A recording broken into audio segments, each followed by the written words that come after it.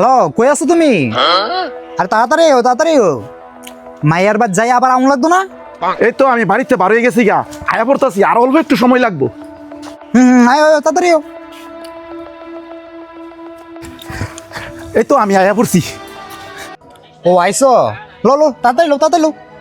আচ্ছা ঘটক সাহেব, আমারে আজকে মায়া দেয় তা কই লইয়া যাইবা? আর মায়ার দি কোনো ছবি টবিও দিলা না আমারে। আরে কই লইয়া যাম হইতালে তুমি চিন্তা করো না, মায়া দেখতে একদম পরীর মতো, তোমার দেখলেই পছন্দ হইব। আচ্ছা ঘটক সাহেব, মায়া যদি সুন্দর হয় তাইলে আর ছবি টবি দিয়ে কি করবো? লও যাই গিয়া দেখি আইগা। আরে তাড়াতাড়ি লো।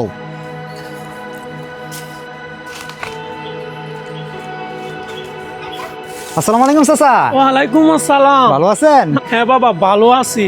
চাচা, ছেলে এইটা ওই ভালো বংশের ছেলে, কোনো নেশাফানি করে না। আচ্ছা বাবারা, তোমরা ঘরায়ো যাও, ঘরায়ো।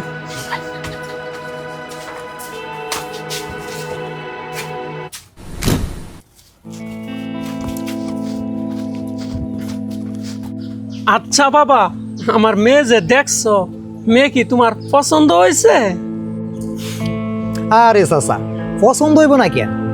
আপনি কোনো টেনশন করেন না, বাইক গিয়ে আপনারে জানাইতাছি ফোনে, ঠিক আছে?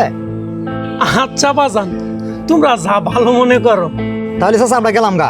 ঠিক আছে। লো বাজান লো।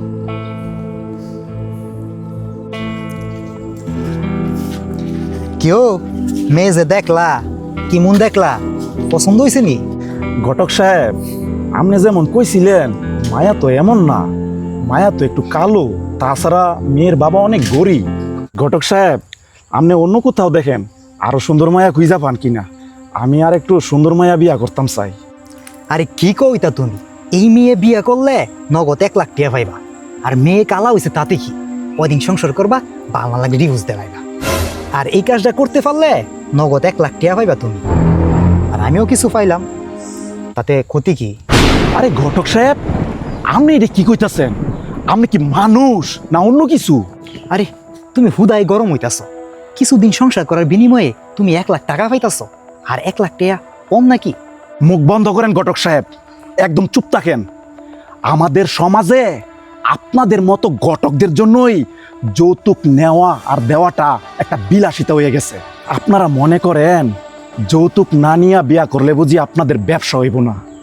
একটা বার ভাবেনও না যে যৌতুক দেওয়া আর নেওয়া এই দুইটাই হলো সামাজিক অভিশাপ। আরে বাজান, আমি তো তোমার লাভের লাগিয়ে কইছিলাম। লাভ? আমি যদি এই মেয়েটারে বিয়া নাও করি, দুনিয়াতে কোনো না কোনো ছেলে এই মেয়েটারে ঠিকই বিয়া করব। তাই বলে কি 1 লাখ টাকার লোভে আমি এই মেয়েটার জীবন নষ্ট করতাম জামু? এটা তো বিয়া না ঘটক সাহেব, এটা বিয়া নামের একটা মেয়ের দর্শন করা। আর একটা মেয়ের দর্শন করলে তো শুধু একটা মেয়ে দর্শিত হয়, আর আপনি যেটা কইতাছেন এটা করলে তো পুরো পরিবারটা দর্শিত হইব। একটাবার ভাইবা দেখছেন, যদি এই ঘটনাটা আপনার নিজের বেলায় ঘটতো তখন আপনার কেমন লাগতো? একজন বাবা অথবা ভাই হইয়া আপনি তখন কি করতেন শুনি? না মানে বাজান, আমি তো ওইরকম ভাবে ভাবি নাই। ভাববেন কেমনে? মেয়েটা তো কালো, তার উপর একটু গরিব, তাই তো?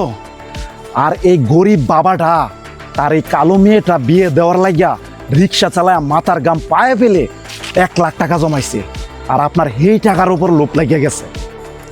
আমার ভুল হয়ে গেছে বাজান, আমারে তুমি মাফ কইরা দাও।